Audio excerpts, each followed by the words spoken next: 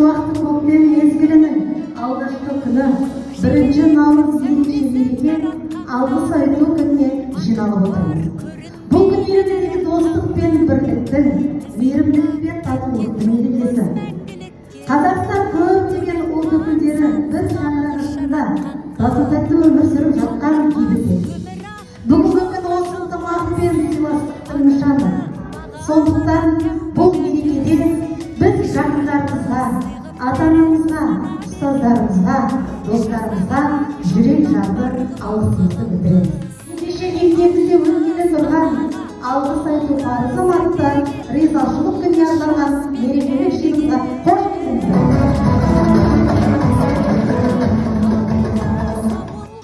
Бақыттар көрінбеген тарақтарда біз ұйықтап кеткен жоқпыз мәңгілікте.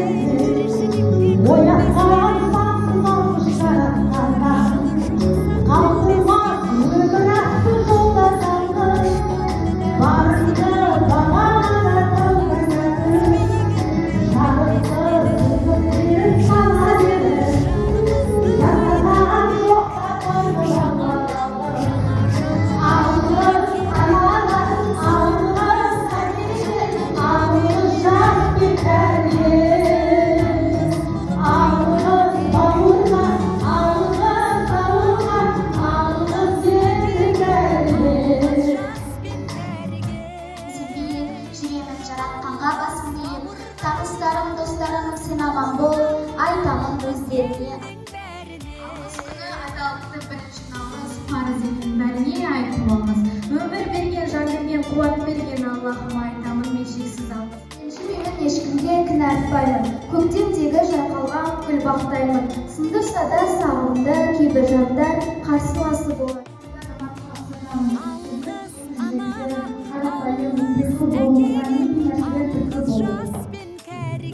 Бәрі жеңіл дейді ол. Ол еңбектенген адам барлық іске қол жеткізе біледі. Мынау жастарға айтарым, еңбекпен көп нәрсеге қол жеткізді, біліммен. Назарбаев ағамыз айтып еді ғой, бірінші сіздердің үстіңіз бірінші. Балдар сендер дейді, мынау өмір деген зырлап, демде өтеді, ғасыр емес ол, жыл емес, демде.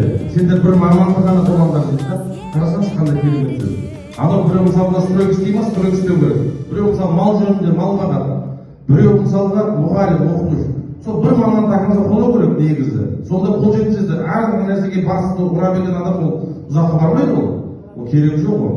Бір мамандық дұрыс алып жүру керек, сонда жеңіске жетесіздер.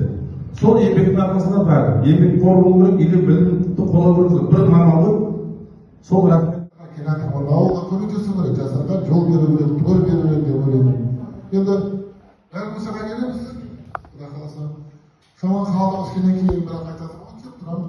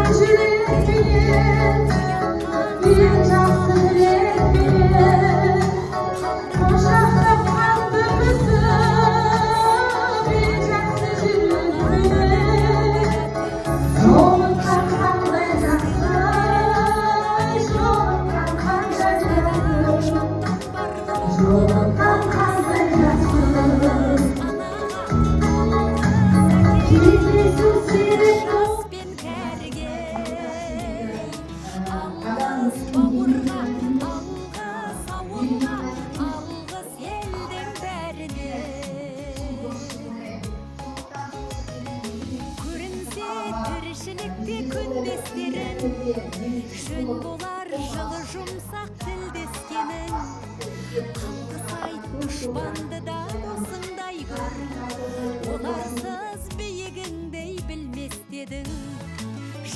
күндіз жанымызды байтар тек, жаманның жала жауып айтар кек, сағаттай сырғып жатқан дүниеде